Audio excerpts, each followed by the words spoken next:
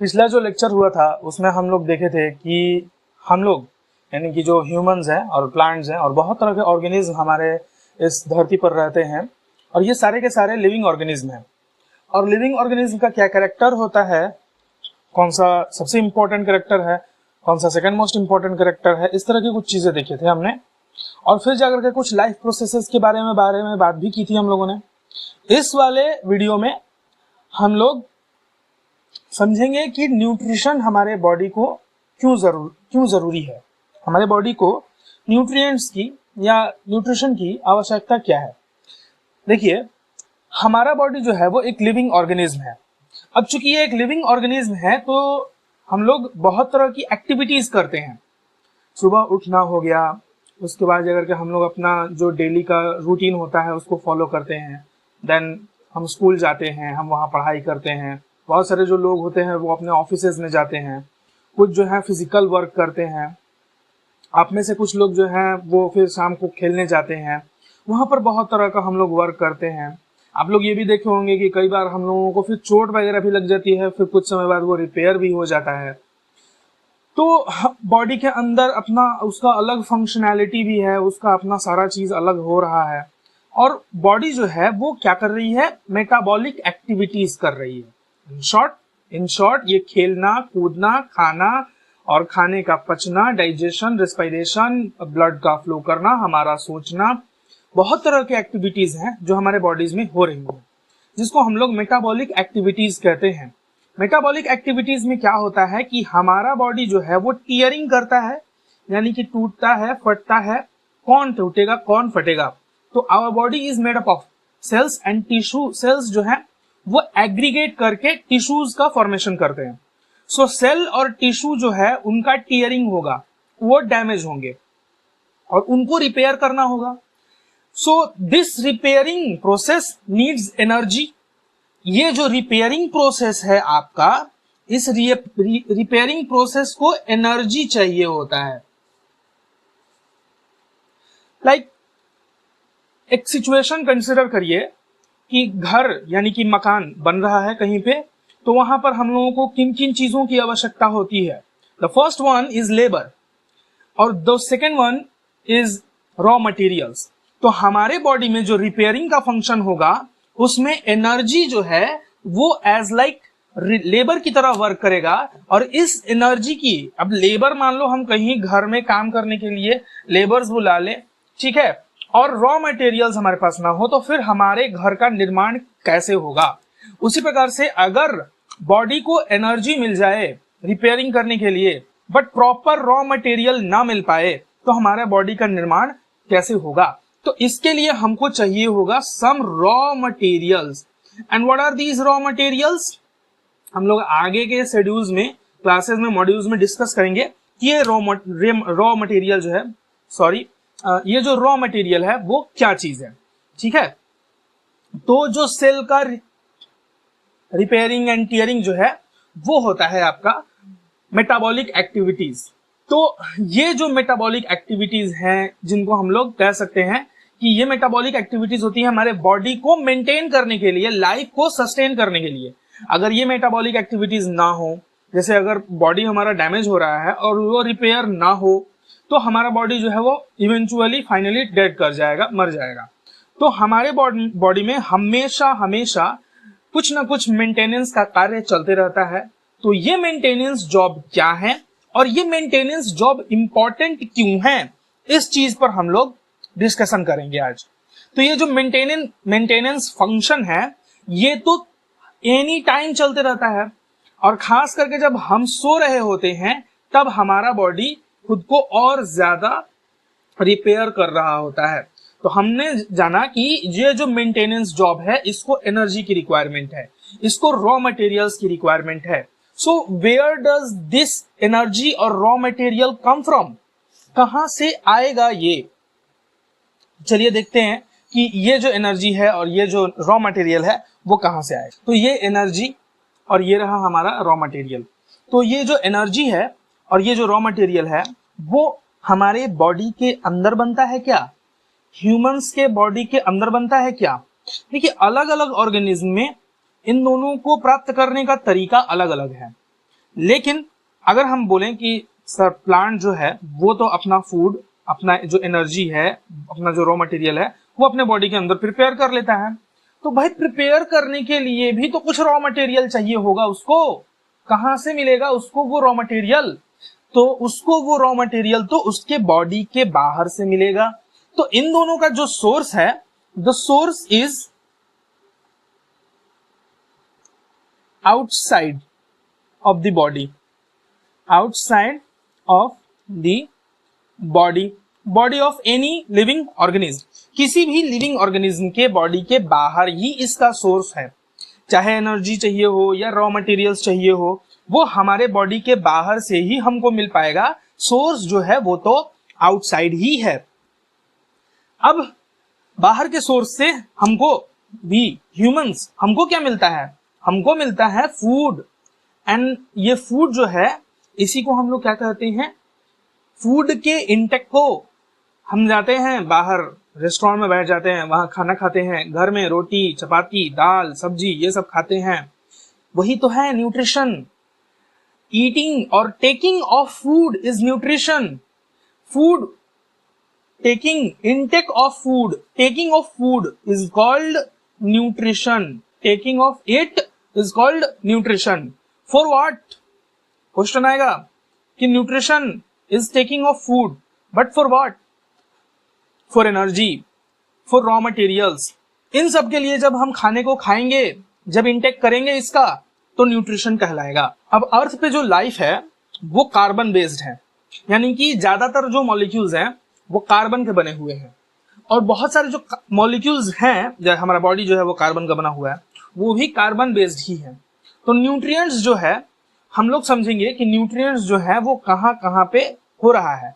Like nutrients तो micro organism में भी हो रहा है, न्यूट्रिशन जो है वो तो प्लांट्स में भी हो रहा है, न्यूट्रिशन जो है वो तो एनिमल्स में भी हो रहा है, ह्यूमंस में भी हो रहा है। तो माइक्रो ऑर्गेनिज्म से प्लांट एंड देन फिर एनिमल्स में हम लोग चलेंगे। अब माइक्रो ऑर्गेनिज्म जो है उनमें से कुछ तो अपना फूड खुद बना लेते हैं, जिनको हम लोग ऑटोट्रोपिक कहते हैं। कुछ जो है वो दूसरे किसी ऑर्गेनिज्म से अपना फूड ऑब्टेन करते हैं, जिसको हम लोग हेटेरोट्रॉपिक कहते हैं। प्लांट्स जो है वो अपना फूड खुद बनाता है। ऐसा करने के लिए इसको कुछ इनऑर्गेनिक रॉ मटेरियल्स की आवश्यकता होती है। जब ऑटोट्रॉपिक एंड देन हम लोग फोटोसिंथेसिस के बारे में देखेंगे तो हम इन सब चीजों को और अच्छे से डिटेल से आप लोगों को क्लियर करेंगे। एनिमल्स जो होते हैं ये तो अपना फूड जो है वो दूसरे ऑर्गेनिज्म से ऑब्टेन करते हैं। तो हम लोग अगर देखें तो दो कैटेगरीज बन रही हैं। एक ऑटोट्रॉपिक, ऑटोट्रॉप्स का कैटेगरी बन रहा है, and the second one is heterotroph. तो दोनों जो है ऑटोट्रॉप्स एंड देन हेटेरोट्रॉप्स, इन दोनों के न्यूट्रिशन को लेने का जो तरीका है वो काफी डिफरेंट है। बॉडी में जो कॉम्प्लेक्सिटी है वो काफी डिफरेंट है। बॉडी का स्ट्रक्चर और फंक्शन जो है वो भी काफी डिफरेंट है। Let's see how these both are different. Autotrophs जो है वो बाहर से मॉलिक्यूल्स लेते हैं और उनको वो क्या करते हैं, कन्वर्ट करते हैं फूड में। जबकि हेटेरोट्रॉप्स जो है वो बाहर से बना बनाया फूड लेते हैं एंड देन उसको यूजेबल फॉर्म में कन्वर्ट करते हैं।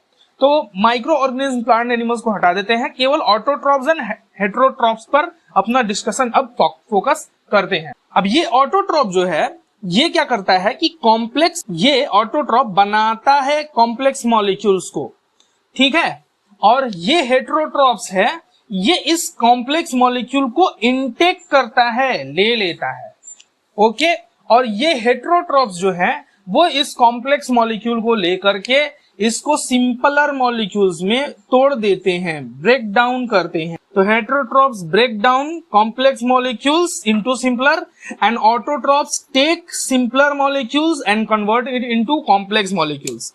सो ऑटोट्रॉप्स जो है वो सिंपलर मॉलिक्यूल्स को पिक करते हैं, उठाते हैं, फोटोसिंथेसिस करते हैं, then convert it into complex molecules. While heterotrophs जो है वो कॉम्प्लेक्स मॉलिक्यूल्स को लेते हैं, उनको डाइजेस्ट करते हैं, उनका ब्रेकडाउन करते हैं और उनको सिंपलर मॉलिक्यूल्स में तोड़ देते हैं। तो आप समझ सकते हैं कि जब ऑटोट्रॉप ले रहा है सिंपल मॉलिक्यूल, कन्वर्ट कर रहा है कॉम्प्लेक्स में, और वहीं हेटेरोट्रॉप कॉम्प्लेक्स मॉलिक्यूल ले रहा है, कन्वर्ट कर रहा है सिंपलर में, तो यहाँ बॉडी डिजाइन में तो काफी अंतर होगा, दोनों के फीचर्स में काफी ज्यादा डिफरेंस होगा, और इसी फीचर को हम लोग डिस्कशन करने वाले हैं न्यूट्रिशन में। न्यूट्रिशन में हम लोग प्लांट्स ऑटोट्रॉप्स के बारे में काफी डिस्क्राइब से समझेंगे, डिटेल से समझेंगे, एंड हेटेरोट्रॉप्स में फिर हम लोग डाइजेशन को काफी डिटेल्स। अब ये ऑटोट्रॉपिक मोड ऑफ न्यूट्रिशन हम लोगों को देखना है। देखिए, ऑटोट्रॉपिक मोड ऑफ न्यूट्रिशन का मतलब हो गया कि फूड तो बाहर से आएगा, ठीक है, रॉ मटेरियल जो होगा वो तो बाहर से आएगा। बाहर से कैसे आएगा? खुद चल के आएगा, टमटम पे आएगा, गाड़ी पे आएगा, फरारी लेके आएगा? नहीं, फिर कैसे आएगा? कुछ तरीके हैं बॉडी में इसको लेकर के आने के, रॉ मटेरियल्स जो होते हैं बाहर में, उनको लेकर के आने के लिए प्लांट्स के पास कुछ मैकेनिज्म है। उन मैकेनिज्म को भी हम लोग डिस्कस करेंगे। बट फर्स्ट ऑफ ऑल, ये जो ऑटोट्रॉपिक मोड ऑफ न्यूट्रिशन है, ये अपना फूड बनाता कैसे है? तो कुछ चीजें देख लिए भाई, सिंपलर मॉलिक्यूल लेता है, कॉम्प्लेक्स में चेंज कर देता है, ठीक है। But there is a term जिसको आपने क्लास 7 में सीखा है, ठीक है। और अगर नहीं आता है तो हम क्या बोले, जाकर के 7 क्लास में बैठ जाओ फिर तुम लोग। देखो, चलो भाई, देखो, फोटोसिंथेसिस नाम तो सुना होगा ना। अब तुम लोगों में से बहुत को पता होगा कि ये फोटोसिंथेसिस क्या होता है, और बहुत लोगों को नहीं भी पता होगा कि ये फोटोसिंथेसिस क्या होता है। अब अगर कोई आशीष चंचलानी का वीडियो देखा होगा तो वो बोलेगा सर फोटो सीन, और फिर जाकर के वो फोटो व्हाट्सएप ग्रुप फलान ठिकान क्या तुम लोग फिर बोलोगे, ठीक है। तो वो लिख देना एग्जाम में, बहुत ज्यादा मजा आ जाएगा। फिर टीचर भी कुछ वैसा ही लॉजिक बना करके दे देगा, बोलेगा मुर्गी अंडा और ये लो बाबू अपने रिजल्ट में और कॉपी में। तो वो वाला फोटोसिंथेसिस नहीं लिखना है। हम जो बताएंगे तुम लोगों को फोटोसिंथेसिस, वो वाला फोटोसिंथेसिस कॉपी में लिख करके आना है, ठीक है। तो फोटोसिंथेसिस का मतलब होता है, फोटो का मतलब क्या होता है?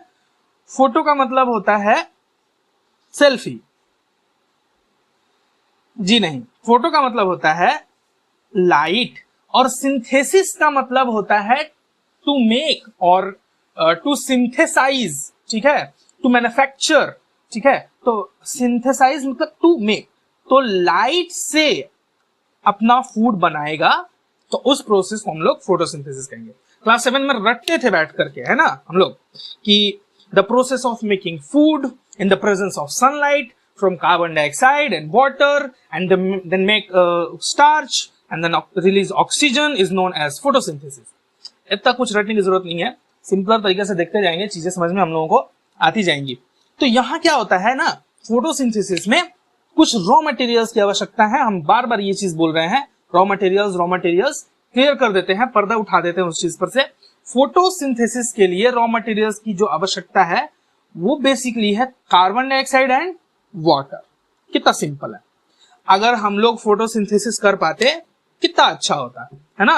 स्कूल जाते और बेंचेस जो है वो क्लासरूम में ना लग करके बाहर फील्ड में लगी होती, और हम लोग भी वैसे ही बैठ जाते और जादू की तरह धूप धूप करते और अपना फोटोसिंथेसिस करके खाना बना लेते। और ज्यादा से ज्यादा क्या चाहिए होता, पानी पी लेते, और कार्बन डाइऑक्साइड तो है ही हमारे ये इन्वायरमेंट में, तो हम लोग भी फोटोसिंथेसिस करते कितना बेटर होता। लेकिन अफसोस हम लोग नहीं करते हैं, बिकॉज हम लोग वी ह्यूमंस जो हैं, हम लोग बहुत ज्यादा कॉम्प्लेक्स हैं, और इस पूरे अर्थ पर जितना भी डाइवर्सिफाई इकोसिस्टम है उसमें ह्यूमन जो है उसको कहा जाता है कि ये सबसे सुपीरियर ऑर्गेनिज्म है, सबसे सुपीरियर क्या बोलेंगे उसको हम लोग, स्पीशीज बोल सकते हैं, ऑर्गेनिज्म बोल सकते हैं। तो कार्बन डाइऑक्साइड और वाटर जो है ये इंपॉर्टेंट है फोटोसिंथेसिस के लिए, ठीक है। अब कार्बन डाइऑक्साइड कहां से लेने जाएंगे हम लोग, हैं? अभी ऑक्सीजन तो सिलेंडर में भर भर के मिल रहा था, लेकिन कार्बन डाइऑक्साइड कैसे मिलेगा? तो कार्बन डाइऑक्साइड मिलेगा एयर से। कार्बन डाइऑक्साइड कहां से मिलेगा? एयर से, ठीक है। और जो वाटर है वो कहां से मिलेगा? तो वाटर मिलेगा सॉइल, मिट्टी से। पानी डालते हो ना तुम लोग पौधों को शाम को, तो जो पानी है वो मिलेगा हमको मिट्टी से। अब प्लांट का जो बॉडी होता है उसका स्ट्रक्चर देखिए कैसा होता है, ठीक है। जूनियर क्लास में बहुत पढ़े हो, ये है शूट सिस्टम और ये है इतना रूट सिस्टम। रूट सिस्टम में रूट आएगा, शूट सिस्टम में रूट के अलावा जो भी आता है प्लांट में वो सब चला जाएगा। क्या सोचना है? तो शूट सिस्टम के पास अवेलेबल है पत्तियां, लीफ, और हम लोग जानते हैं कि पत्तियां जो लीफ होती हैं वो प्लांट का किचन होता है। पढ़े आप लोग प्लांट का किचन होता है वहीं होता है फोटोसिंथेसिस। कहाँ होता है फोटोसिंथेसिस? लीफ में, पत्तियों में होता है फोटोसिंथेसिस। तो कार्बन डाइऑक्साइड जो है उसको तो लीफ एब्जॉर्ब कर लेगा, और सॉइल में क्या है भाई? सॉइल में तो रूट है, तो रूट क्या करेगा? वाटर को एब्जॉर्ब कर लेगा। रूट क्या करेगा? वाटर को एब्जॉर्ब कर लेगा। इसके अलावा कुछ और भी मिनरल्स की आवश्यकता होती है प्लांट्स को, वो भी हमको वाटर से मिल जाएगा। ठीक है, फिर इसका इस्तेमाल करेगा, फोटोसिंथेसिस करेगा। और फोटोसिंथेसिस के लिए सबसे इंपॉर्टेंट क्या होना चाहिए? क्लोरोफिल होना चाहिए। सबसे इंपॉर्टेंट क्या होना चाहिए? क्लोरोफिल होना चाहिए। ठीक है, और क्लोरोफिल क्या होता है? ग्रीन पिगमेंट होता है, ग्रीन कलर का पिगमेंट होता है जो कि सनलाइट को ट्रैप कर लेता है, पकड़ लेता है। ठीक है, भागने नहीं देता है, रस्सी से बांध के रख लेता है। तो ये जो क्लोरोफिल है ये क्या करेगा? ये सनलाइट को ट्रैप करेगा। फोटोसिंथेसिस होगा, कार्बन डाइऑक्साइड वाटर का इस्तेमाल करेंगे और क्या बनाएंगे? The final product is glucose. Final product क्या होगा? ग्लूकोज होगा। फाइनल प्रोडक्ट क्या होगा? ग्लूकोज होगा। चलो, तो हम लोग अब समझते हैं कि ये जो ग्लूकोज है इसका तो बना लिया प्लांट, इसको तो बना लिया। अब इसका इस्तेमाल कैसे करेगा? तो अपने लिए, एनर्जी के लिए, ग्रोथ के लिए, बहुत तरह का, अभी फोटोसिंथेसिस करना है तो उसके लिए भी एनर्जी की रिक्वायरमेंट होगी, तो उसमें अपना ग्लूकोज का इस्तेमाल करेगा। और जो बच गया इसके इस्तेमाल से, जो इसके इस्तेमाल से बच गया, वो ग्लूकोज कहां जाएगा? प्लांट के इस्तेमाल से जो ग्लूकोज बच गया वो चेंज हो जाएगा स्टार्च में। किस चीज में चेंज होगा? स्टार्च। ठीक है, स्टार्च में चेंज हो जाएगा, और इस स्टार्च को प्लांट क्या करेगा? स्टोर कर लेगा। कहां कहां स्टोर कर सकता है? फ्रूट्स में करता है स्टोर, जिसको खा जाते हैं हम लोग। चोर तो हैं ही हम लोग, इंसान जाति जो है वो एक नंबर का चोर है। प्लांट का बनाया बनाया फूड जो बेचारा स्टोर करके रखता है अपने फ्यूचर रिक्वायरमेंट के लिए, उसका फल तोड़ करके खा जाते हैं हम लोग। स्टार्च को पत्तियों में, लीफ में स्टोर कर देगा। देखो, अलग अलग प्लांट जो है ना वो अलग अलग जगह पे स्टोर करता है। अब जैसे पालक ले लो, तो पालक अपनी पत्तियों में उसको स्टोर करके रखता है, तभी तो हम लोग पालक को खाते हैं। तो आप समझ सकते हैं कि कौन सा प्लांट जो है वो अपना फूड कहाँ स्टोर करके रखेगा। बस आपको यह ध्यान देना है कि हम उस प्लांट में से किस चीज को खाते हैं। ठीक है, लेकिन अगर हम बोले कि मूली ले लो, मूली, अब ये जो मूली है, इस मूली में स्टार्च कहां स्टोर रहेगा? तो तुम बोलोगे सर रूट में। कहां स्टोर रहेगा? रूट में, क्योंकि रूट ही तो फूल जाता है ना। गाजर ले लो, तो गाजर भी कहां अपना फूड स्टोर करेगा? रूट में। अनियन जो है वो कहां अपना फूड स्टोर करेगा? तो उसका जो स्ट्रक्चर होता है नीचे का, जिसको हम लोग अनियन बल्ब के नाम से जानते हैं, उसमें स्टोर करेगा। पालक है तो लीफ में स्टोर करेगा। आम है तो अपने आम के फल में स्टोर करेगा। अगर गोभी है तो कहां स्टोर करेगा? गोभी है तो कहां स्टोर करेगा? फूल यानी कि फ्लावर में। ठीक है, और ज्यादातर जो स्टार्च है वो ओवरी में स्टोर होता है, तो वही ही तो आगे चल करके क्या बनेगा? फ्रूट बनेगा। तो स्टार्च जो है अगर एक्सेस हो गया प्लांट में, इस्तेमाल से ज्यादा हो गया है, अब जरूरत नहीं है प्लांट को, तो क्या कर लेगा प्लांट? प्लांट जो है उस स्टार्च को स्टोर कर देगा। कहां स्टोर कर देगा? इन सभी जगहों पर स्टोर कर देगा। सो ग्लूकोज को कन्वर्ट करेगा स्टार्च में एंड देन स्टार्च को कर लेगा स्टोर।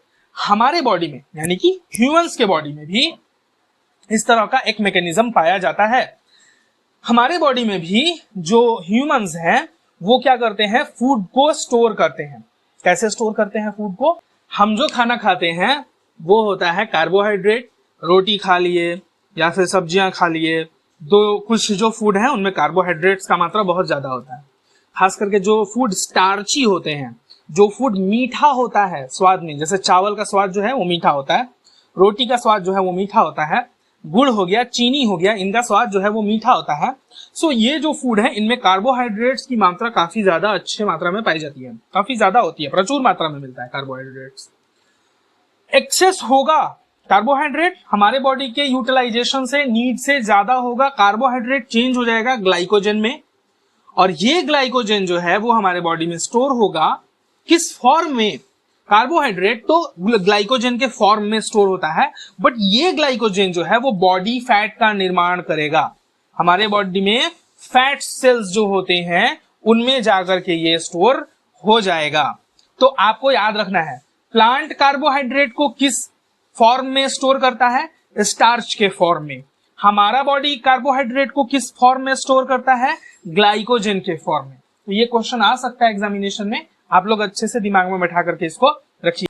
चैप्टर नंबर 1 में हम बताए थे केमिकल रिएक्शन के बारे में कि केमिकल रिएक्शन इक्वेशंस को कैसे लिखते हैं। इक्वेशन एक लिखे हुए हैं, बड़ा ही परिचित इक्वेशन है ये फोटोसिंथेसिस का इक्वेशन है। किस चीज का इक्वेशन है? फोटोसिंथेसिस का। तो आप समझ सकते हैं, देख सकते हैं आप लोग यहाँ पर कि ये रहा कार्बन डाइऑक्साइड, ये रहा वाटर। तो कार्बन डाइऑक्साइड कहां से मिलेगा प्लांट को? From air. और वाटर कहां से मिलेगा? From soil. क्या बनाएगा? ग्लूकोज। और क्या रिलीज कर देगा? ऑक्सीजन।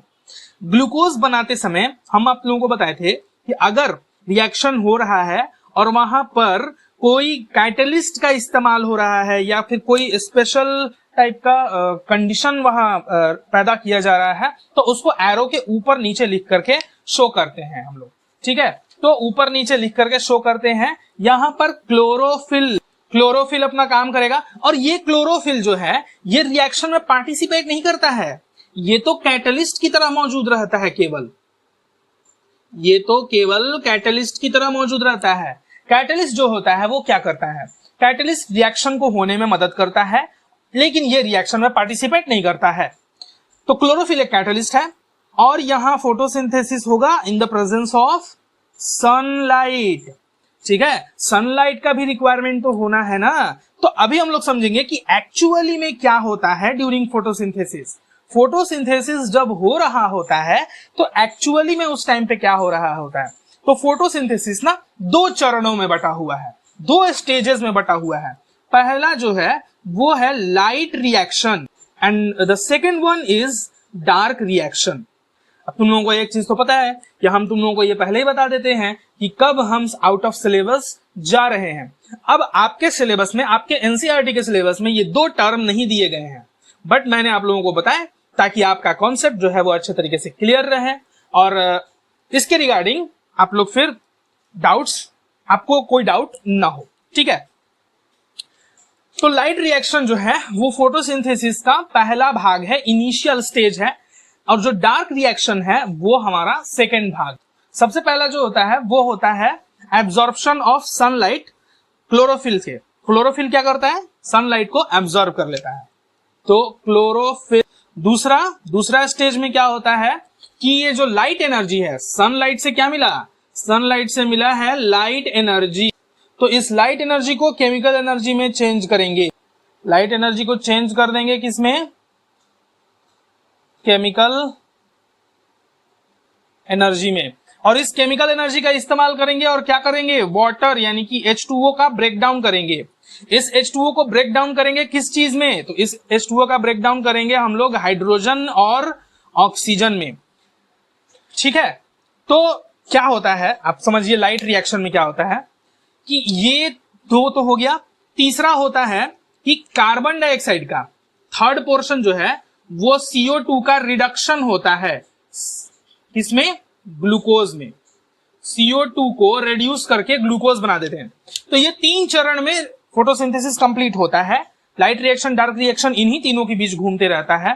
अब हमको ये समझना है कि क्या ये इसी सीक्वेंस में होते हैं या फिर इनके होने का कोई सीक्वेंस ही नहीं है। देखिए समझिए, दिन के टाइम में सनलाइट अवेलेबल होता है तो प्लांट का जो मेन मकसद होता है वो होता है कि जितना ज्यादा से ज्यादा वो लाइट एनर्जी गेन कर ले। और रात के समय में जब सनलाइट नहीं अवेलेबल रहेगा तो बचा खुचा काम अपना जो है वो रात के समय में प्लांट करता है। प्लांट जो है वो टाइम मैनेजमेंट में बहुत अच्छा है। ठीक है, तुम लोगों की तरह नहीं है, बहुत बेहतरीन है वो।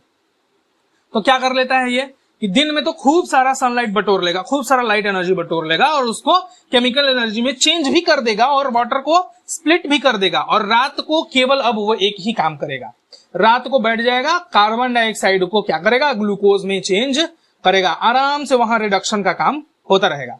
रिडक्शन चैप्टर नंबर 1 में बताए थे हम कि रिडक्शन का मतलब होता है adding of hydrogen and removal of oxygen, oxygen remove करें और ये हाइड्रोजन ऐड करें, that is known as reduction.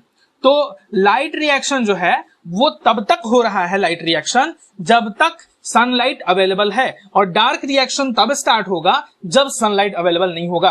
तो आप आसानी से समझ सकते हैं कि लाइट रिएक्शन दिन के समय होता है और डार्क रिएक्शन जो है वो रात के समय होता है। तो लाइट रिएक्शन में कौन कौन से चले आएंगे, लाइट रिएक्शन में आपका पहला point and then second number point जो है वो चलाएगा, और तीसरा नंबर जो पॉइंट है यहां पर ये कार्बन डाइऑक्साइड, ग्लूकोज, ये सब जो बन रहा है, तीसरा नंबर पॉइंट जाएगा यहां डार्क रिएक्शन वाले में। तो लाइट रिएक्शन के दौरान क्या क्या चीजें होती हैं, ये पहला पॉइंट। दूसरा पॉइंट होता है मतलब कि क्लोरोफिल सनलाइट को ट्रैप करता है, लाइट एनर्जी को केमिकल एनर्जी में चेंज करते हैं, वाटर को स्प्लिट करते हैं हाइड्रोजन और ऑक्सीजन में, ऑक्सीजन रिलीज कर देते हैं।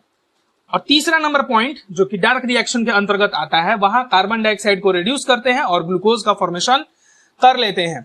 तो ये जो स्टेप्स हैं वो इमीडिएटली 1, 2, 3 के प्रोसेस में होना जरूरी नहीं है, आप इस चीज को समझ गए। 2 प्रोसेस जो है वो पूरे दिन भर चलते रहते हैं और तीसरा प्रोसेस जो है वो रात को चलते रहता है। अब लास्ट में हम लोग ये जानेंगे, हम लोग नेक्स्ट वीडियो में ये देखेंगे, नेक्स्ट मॉड्यूल में देखेंगे कि ये जो कंपोनेंट है, ये जो कार्बन डाइऑक्साइड है और ये जो वाटर है, ये फोटोसिंथेसिस के लिए इतना इंपॉर्टेंट क्यों है और कैसे पहचानेंगे कि फोटोसिंथेसिस हो रहा है या नहीं हो रहा है। तो अगर आप लोग अभी तक पहला वीडियो, इसके पहले एक पार्ट 1 का जो वीडियो था जिसमें लाइफ प्रोसेस के इंट्रोडक्शन का मैंने इंट्रोडक्शन के बारे में बताया था, अगर वो नहीं देखे हैं तो जाइए जाकर के उस वीडियो को देखिए, उसका लिंक डिस्क्रिप्शन में दे देंगे हम, ठीक है। उस पे आप लोग जाकर के उस वीडियो को कंप्लीटली देखिए और तब आइए इस वीडियो को देखिए और फिर ये वीडियो और अच्छे तरीके से आपको समझ में आएगा, ठीक है। थैंक यू, मिलते हैं नेक्स्ट वीडियो में।